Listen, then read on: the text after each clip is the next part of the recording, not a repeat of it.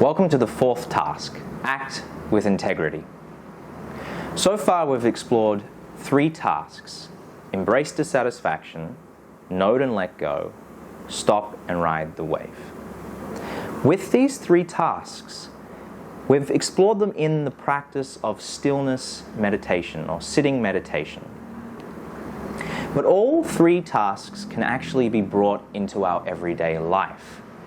This is what I called earlier integral contemplation, integrating the contemplative practice so that it goes from a stillness practice, an exploration practice in meditation, to mindfulness on the go. The fourth task is all about creating mindfulness on the go. Acting with integrity is bringing your mindfulness practice to the streets so that there is a seamless thread between your cushion practice and what you're taking out there. In this video, we're going to explore that. So the question is, how do you make the first three tasks actionable? How do you bring them to the streets? Well, just naturally sitting and doing meditation and practicing embrace dissatisfaction, noting and letting go, riding the wave, stopping, all of that will just very naturally influence your life. It'll perfume your life or permeate into your existence because it's shifting how your mind works. You're going to become less reactive to triggers. You'll hopefully have less stress because you're working with your breathing system and activating your parasympathetic nervous system on a daily basis. And just that's how meditation practice can start to shape the brain and influence our life. But we can go a little deeper than that. To take it a little deeper, let's look at the first task, embrace dissatisfaction. Now, when you're going through your day-to-day life, you're in the office or you're out on the streets, you're walking around, buying groceries, whatever you're doing in your life, which we all do, I suppose, in some way or another. When you find yourself in a moment of dissatisfaction, take a pause. You can't just stop, drop, and sit probably right there and then, but take a pause and notice where the dissatisfaction's arising. Breathe into it. Watch it, and then just say, I see you, I feel you, it's okay. Acknowledge it. Give it its time to be there, and then come back to the task at hand. I think this is very much what Zen practice, especially in the monastery, teaches. One thing about Zen practice is they do a lot of working tasks in the monastery. They're chopping vegetables, they're doing the garden, they're very engaged in life. And while you're on retreat, things do come up. Difficulties come up, dissatisfactions come up. And when I've spent time in monasteries, I've seen how the monks sort of acknowledge what's coming up and then get back to the task at hand. There's a great Zen saying, before enlightenment, fetch water, chop wood. After enlightenment, fetch water, chop wood. In other words, no matter the task at hand, no matter what's coming up, acknowledge and then just come back to it. I also recommend to integrate the first task by setting on your phone some sort of reminder. Whether it's through an app like Insight Timer, having a reminder come up to say 5 deep breaths or embrace dissatisfaction. And when that reminder comes up, probably set one in the morning, the afternoon, the evening. When it comes up, just pause and notice in your body what might be arising that's causing you dissatisfaction. Breathe into it, acknowledge, and then come back to the task at hand.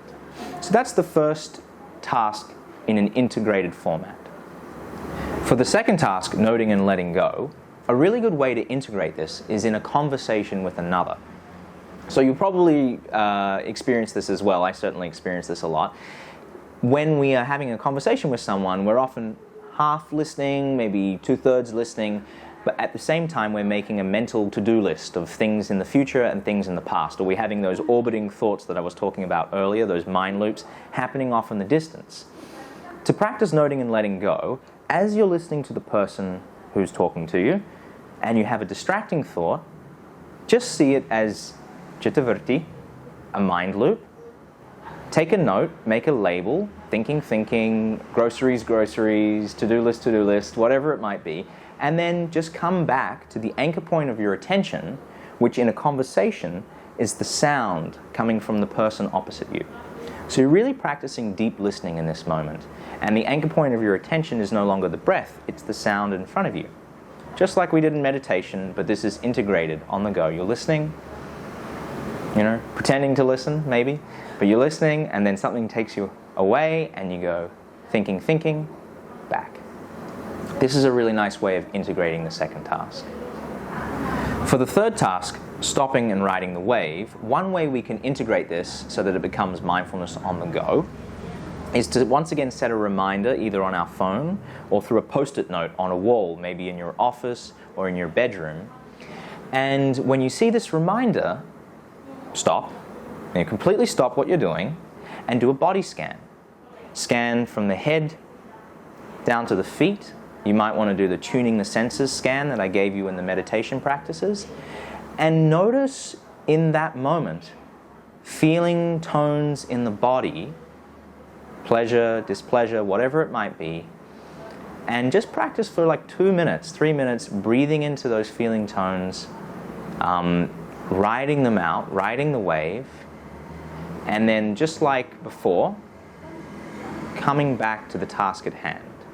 So say you notice when the reminder goes off that there's a bit of stress situated sort of in the rib cage area or usually in the shoulders and the neck. Body scan. Okay, this is where the pockets of stress are. Bringing my breath to those pockets of tension or pockets of pleasure, depending on what the feeling is. Noting, riding the wave, and then opening your eyes and coming back to the task at hand. This is one way we can integrate the third task. And so all of these tasks that I've talked about so far dovetail really beautifully into acting with integrity. But there is a final thing we can do to sort of seal the actionable fourth task. And that is to bring loving kindness and compassion right into the middle of our lives, to really open our hearts to what's going on in our lives. The Buddha termed loving kindness as metta. And metta practice is something that's done by monastics all over. In metta practice, we're trying to open our hearts to share as much love, both to ourselves and to all beings, which really are one and the same because of interconnectedness. So when we give ourselves maximal metta, we are sharing with everyone else maximum metta. When we give others metta, we are sharing that with ourselves. So really acting with integrity, a large portion of that will occur when we can bring compassion into our lives. And bringing compassion into our lives can often lead to a deep insight, or as they say, vipassana in the Buddhist tradition. So the final meditation that accompanies these four tasks is a metta practice, a loving kindness practice, to help you open your heart to whatever's going on in your life so that you can become more still, more in balance, and hopefully more content with whatever's arising.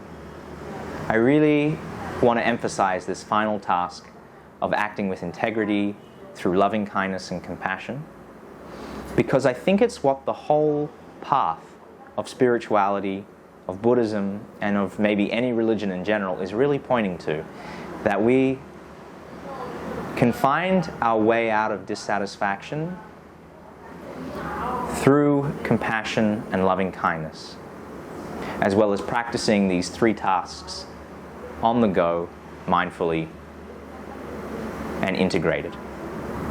So thank you for joining me through these four tasks. It's been an honor to guide you. And I want to finish by saying that, every moment is a moment to practice. Just filming this course, you've probably noticed that there is all these sort of background sounds as we're here in Bali, sort of doing a live stream, as it were, in many ways, of things coming and going into our lives. And, it's been a really good practice for me to stay concentrated as I deliver this information, even with, audio things going wrong and all the motorbikes of Bali around us, and all of these things help me to practice. And I think I want to encourage you to work with those things in your life that don't always quite go right, and to see them not as going wrong, but as a moment to enter into practice. If you remember, I told you the story about the nun coming to the teacher and asking, how do I enter my life? And the teacher saying, enter through sound. Enter through what's showing up in this moment. That's the teaching I'd love you to take away the most, is whatever's showing up in your life, enter there. Thank you.